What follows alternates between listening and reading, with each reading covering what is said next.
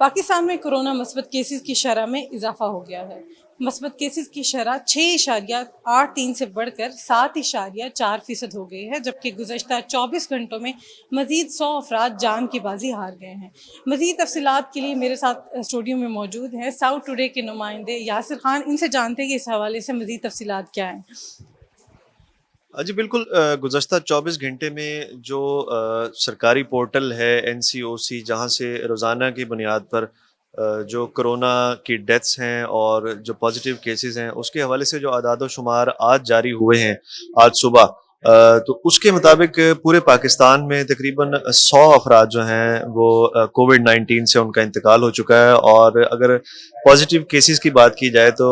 4553 cases جو ہیں وہ پچھلے 24 گھنٹے میں پنجاب کے اور ملک بھر کے مختلف علاقوں میں رپورٹ ہوئے ہیں۔ اس حوالے سے جو اہم بات یہ ہے کہ کل جو شرح تھی وہ 6.8% تھی، اور آج شرح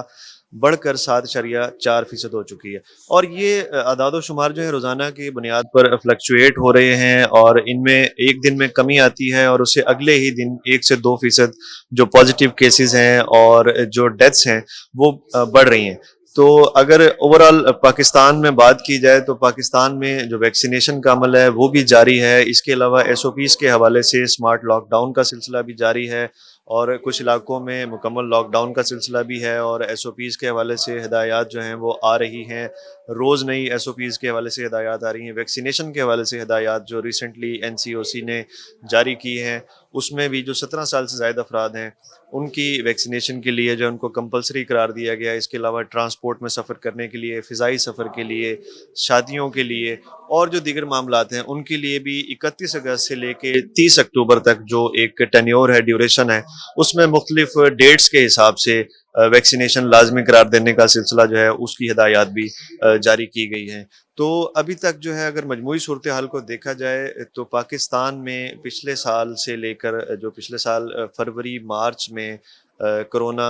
کی وبا آئی، عالمی وبا آئی، اور اس میں اب تک جو ہے وہ پاکستان میں خاصی جانوں کا نقصان ہو چکا ہے ابھی تک، اور پازیٹیو کیسز بھی جو ہیں وہ مختلف علاقوں میں بڑھتے جا رہے ہیں،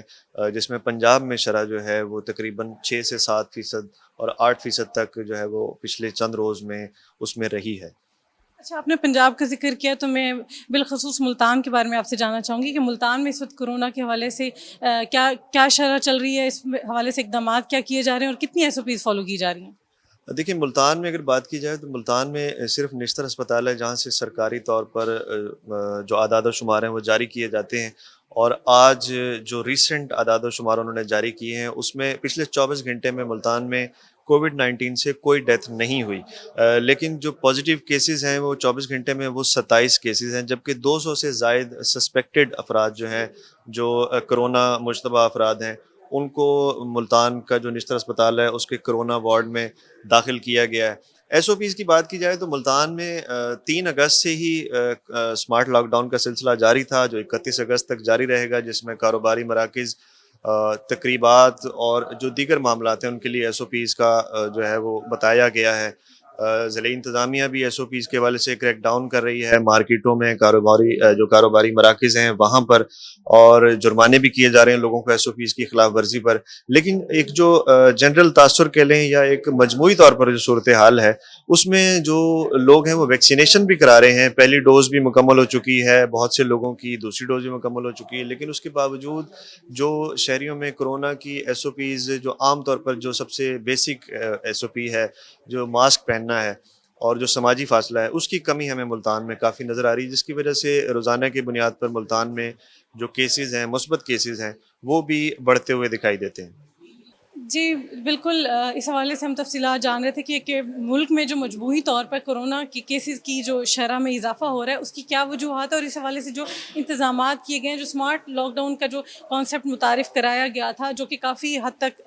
کامیاب تصور کیا جاتا ہے، اس حوالے سے ہم نے تفصیلات جانی اور جانا کہ اس کی یہ جو مثبت کیسز میں جو اضافے کی وجوہات ہیں یہ کیا ہیں۔